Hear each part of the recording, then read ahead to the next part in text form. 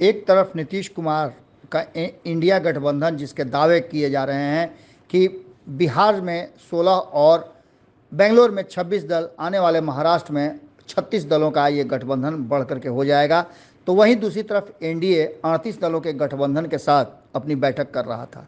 18 तारीख को जो कुछ भी हुआ उसके बाद से बहुत सारी चीज़ें निकल करके सामने आई। अब नीतीश कुमार को लेकर के संशय की स्थिति एक बार फिर से पैदा हो गई है।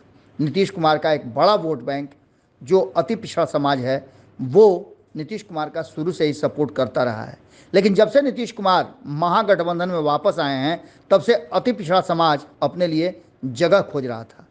नीतीश कुमार से एक और दल छटक करके एनडीए के समर्थन में चला गया है।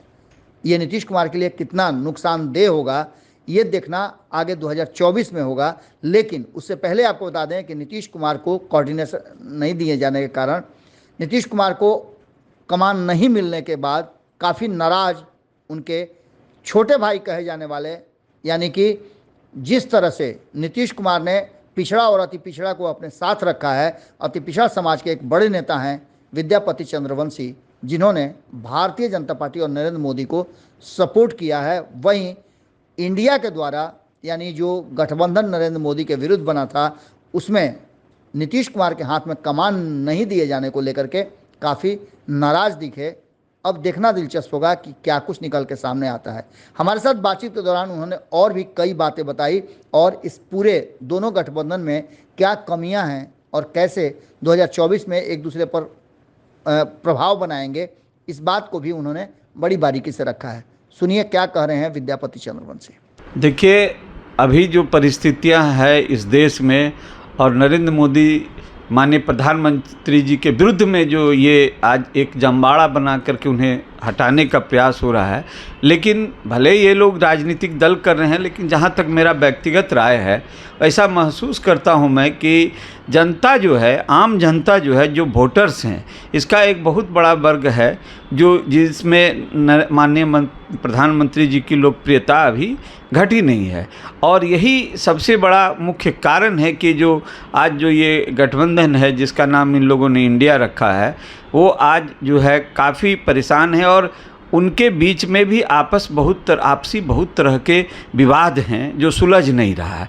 तो इन सब परिस्थितियों में आज जो आने वाला समय 2024 का लोकसभा चुनाव होगा, वो तो मैं समझता हूँ कि अगर ये लोग नया एक चेहरा जो प्रधानमंत्री का चेहरा हो कि उनके विरुद्ध जो चुनाव का चेहरा एक बनाया जाएगा कि नरेंद्र मोदी जी के विरुद्ध ये चेहरा इंडिया के तरफ से जो इंडिया जो दल बना है, गठबंधन है, उसके तरफ से दिया जा रहा है, ये क्लियर नहीं हो, फिर आपसी जो कई मुद्दों पर मतभेद हैं कि जो किसी जिस तरह से कि आज माननीय मुख्यमंत्री जी बिहार के उनको संयोजक बनाने का एक विषय था, उस पर भी कोई निर्णय नहीं हुआ।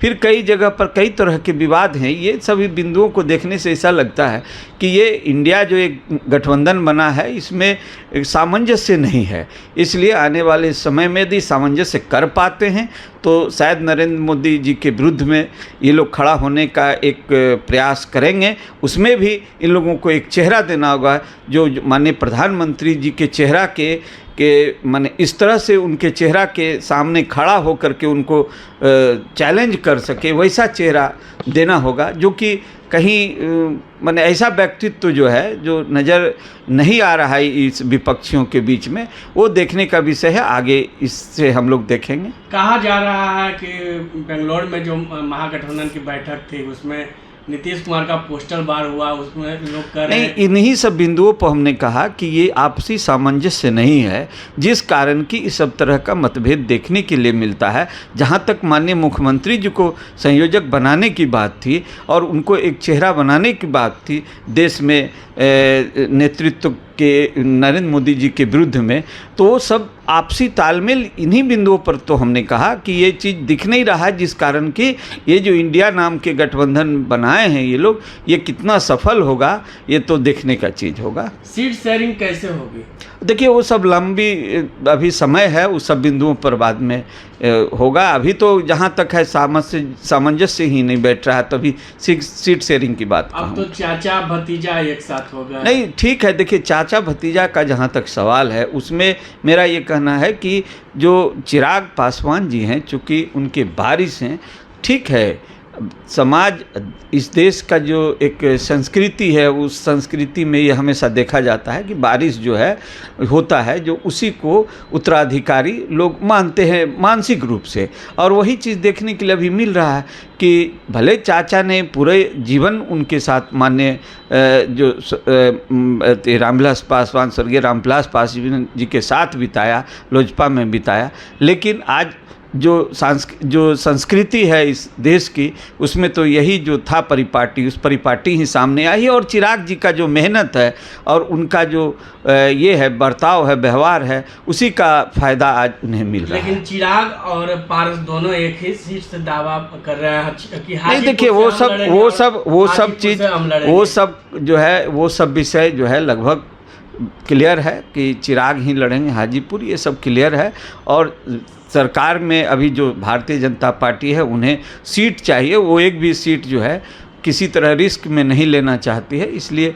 और छोटे छोटे दलों को यदि आज भारतीय जनता पार्टी मिला के चलना चाहती है तो उसी का फ़ायदा उसे मिलेगा और निश्चित रूप से मिलेगा। अगर इस बिंदु पर भारतीय जनता पार्टी जरा भी किसी भी छोटे ऐसे दल को जिसे इग्नोर करेगी तो इसका नुकसान होगा।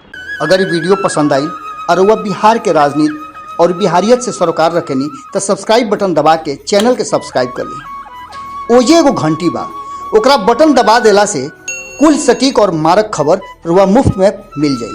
अगर रुआ पत्रकारिता के हमनी के नया प्रयोग में सहयोग कर चाहतानी तो ज्वाइन बटन दबा दी। पेटीएम नंबर नोट कर ली 9386816700। धन्यवाद।